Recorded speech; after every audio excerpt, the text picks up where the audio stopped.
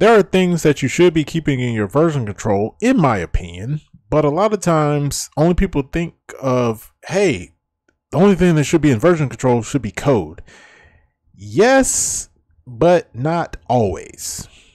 On this episode of Tech Talk, I'm going to be talking about other things that I keep in my version control, more so to keep track of them in the same place where my code is. Now, I know you're thinking, you got to have source control with your project. And yes, now most people in this day and age use Git. That is I guess more so the go-to version control software. There are other things like Subversion, but I don't know too many people that use Subversion. And in some cases, there are some people that I know of that have never even heard of Subversion. But yeah, so Git is the thing. Now, for my particular setup, in particular this project, the almostengineer.com website, which is my personal blog, I keep track, in addition to the website, some of the other stuff here. So I do have some C# code in here that runs in automation every day to get weather information from the National Weather Service, to which then that is added to a blog post on the website. So that is in the source directory. And as you see that here. Now, the tests for those projects in the source directory are in the tests folder. Now, this folder actually can go away because, well, right now I'm in the process of refactoring some stuff, but I realized I didn't need that folder to begin with. Now, the actual website content goes into the website folder, which then has the theme and the docs, or the actual content itself, the text on the page that you'll see is contained in the docs folder. I have some scripts here for some common things that are being done, but then I also have this DB migrations folder.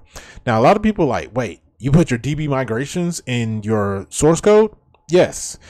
And the way that I've seen this done is that not only do you track the current state of what that table is, if you're having to run these scripts manually, but then you also set these scripts up in a way so that if you ever have to build a new environment, that the scripts, you can literally open them up in your SQL console, PHP MyAdmin, SQL Server, MySQL command line, whatever you're using, and you can literally run the script and it will create the database without you having to manually say, hey, go check and see if that table exists or anything of that nature.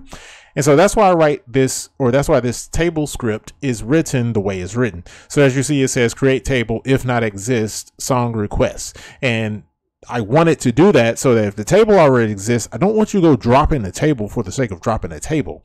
I only want you to create the table if it exists. And let's say I decide to add a column to this table in the future. Well, I will keep this same file, but then I will go down here and say add new column of whatever type and go on and on and on. So I will literally have a history of how this table originally started to where it is now.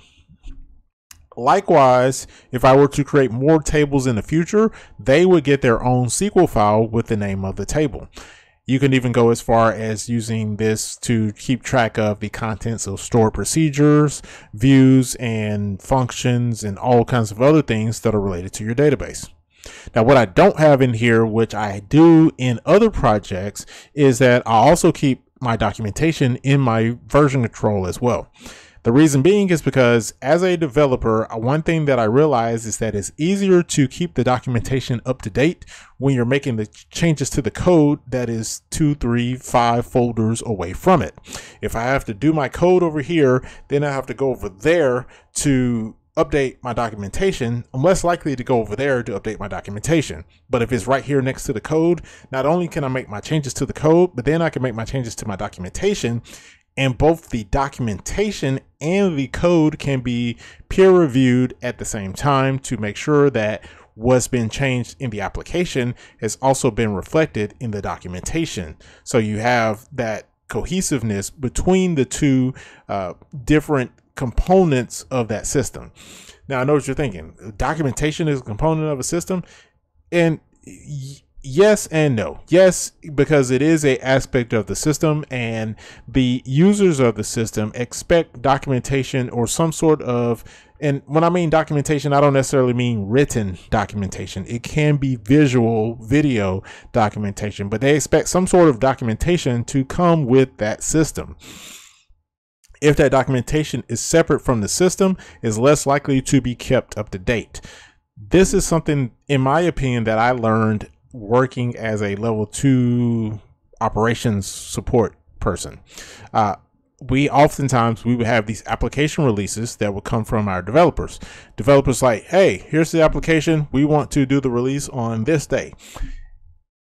And what would happen would be they would do the release and then there would be no support.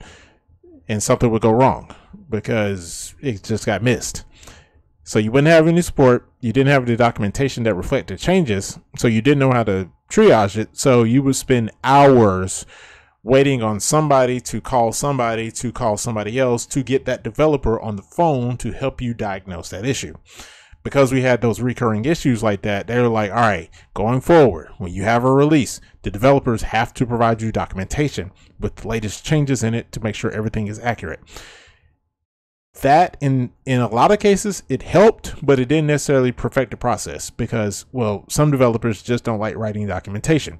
More so, they didn't like writing documentation because of the fact it was now a separate process that had to be done instead of just a process with writing the code. So it's like they didn't integrate the documentation process with the code.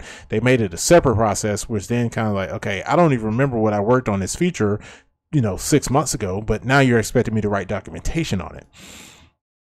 And so that's why I say documentation, database scripts, anything, tests, all of that needs to go in your version control. Now you can set it up like how I have mine set up. So if I collapse all of this, so I have my database migrations that are separate, my scripts, these are really shell scripts and an example configuration file. We have the source for the C# related stuff. We have the website, which is a static website using mkdocs.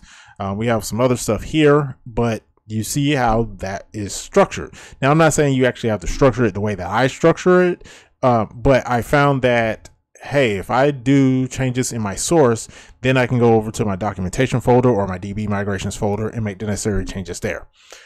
You also don't have to use these names. I mean, this folder could have simply been named database scripts or just database instead of DB migrations. So you have your liberty of picking what you want. I know a lot of people type SRC for source. For me, just spell it out.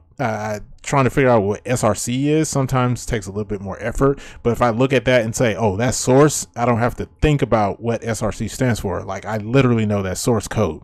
And given that I do technically have two different types of source code in this, I probably should name more of that like gardening or something of that nature, or C# automation or something that better clarifies what is actually in that folder instead of something just generic as source. But you get the idea that, or at least I hope you get the idea that I'm trying to make with this particular point. That being said, consider what you're putting in your version control. And if you are not putting your documentation, your database scripts in there, you really want to consider that. Now, that may require you refactoring how your project or your repository is set up, and that may break some things. And I know some people are hesitant. Well, I'd rather put the documentation in a separate repository. In my opinion, if your documentation is in a separate repository, you're less likely to keep it up to date. If you're less likely to keep it up to date, then it becomes out of date, and well, nobody wants to try to go back and update old documentation. I'm gonna just be honest. Thank you for checking out this video. If you've learned something today, please give this video a thumbs up. As always, please be sure to subscribe and follow, and I will see you in the next one. More content is available at rhtservices.net.